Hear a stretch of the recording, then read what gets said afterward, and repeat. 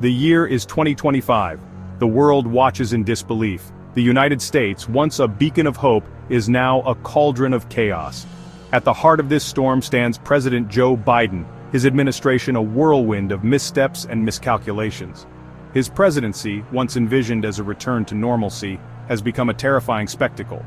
Global alliances crumble. Domestic unrest simmers. The very fabric of American democracy appears under threat. How did it come to this? How did a leader who promised unity and stability lead the nation to the brink? The answers lie in a series of blunders, both domestic and international, that have shaken the foundations of Biden's presidency. From diplomatic disasters on the world stage to authoritarian crackdowns at home, the Biden administration has lurched from one crisis to the next. The world holds its breath. The stakes have never been higher. The future of America, and indeed the world, hangs in the balance. This is the story of how Joe Biden's presidency went so wrong. August 2024. The world leaders gathered for the G7 summit.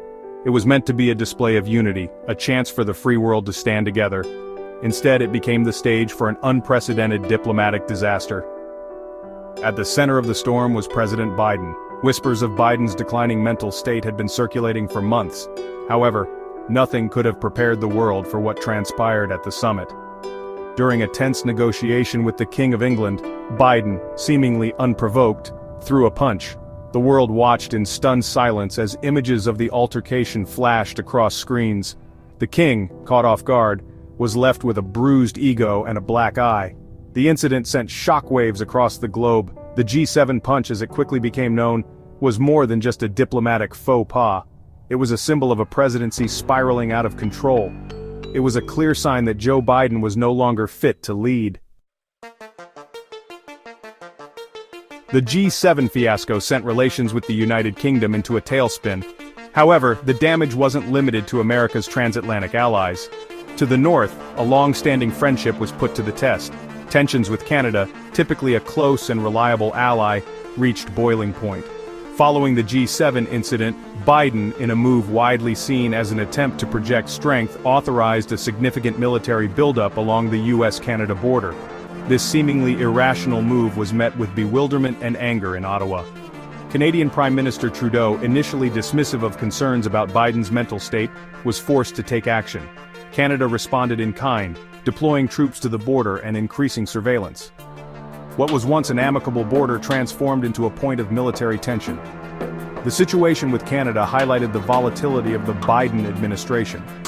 It demonstrated that even long-standing alliances were not immune to Biden's erratic behavior. The world watched nervously, wondering which ally would be targeted next. As tensions with Canada escalated, a new diplomatic crisis was brewing in the Pacific. This time it was Japan, a key U.S. ally in the Asia-Pacific region, that found itself in Biden's crosshairs. During a rambling speech on immigration, Biden, in a moment of apparent confusion, threatened to deport Japanese citizens from the United States.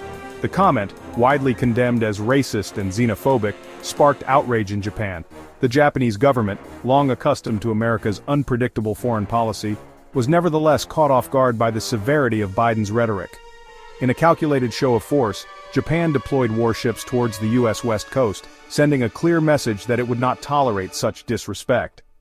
Biden's tirade against Japan further isolated the United States on the world stage.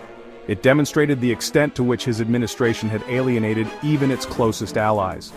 The world watched in dismay as the U.S., under Biden's leadership, continued its descent into chaos. Section 5, Southern Storm Chaos erupts at the U.S.-Mexico border. While diplomatic relations crumbled on the world stage, a crisis of a different kind was unfolding on America's southern border. The situation at the U.S.-Mexico border, already a point of contention for decades, descended into full-blown chaos under the Biden administration. In an unprecedented move, over 100,000 Mexican troops crossed the U.S. border. The reasons behind the incursion remain unclear, with some speculating it was a response to Biden's erratic behavior, while others believe it was an opportunistic move by Mexico to exploit America's perceived weakness. Whatever the reason, the border incursion sent shockwaves through the United States. Faced with a full-blown international crisis, Biden's response was nothing short of bizarre. Instead of ordering a military response, Biden issued an emergency alert system message advising citizens to duck and cover.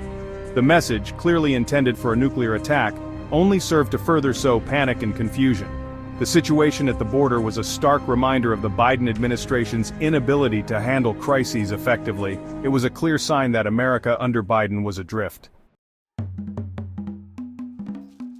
As we witness the growing unrest across the country, it's clear that the nation is more divided than ever. People from all walks of life are raising their voices, expressing their frustration and discontent with the current administration. In response to the widespread dissent, President Biden has taken an increasingly authoritarian stance. His administration's actions have been characterized by a heavy-handed approach, often stifling free speech and peaceful protests. Instead of seeking to heal the nation's wounds, Biden's rhetoric has only served to further fan the flames of division. His speeches and public statements have often been polarizing, deepening the chasm between different segments of society. Biden's presidency stands as a cautionary tale for future leaders. It serves as a stark reminder of what can happen when a leader fails to unite the country and address the needs of all its citizens. The lessons learned from this period will undoubtedly shape the future of American politics.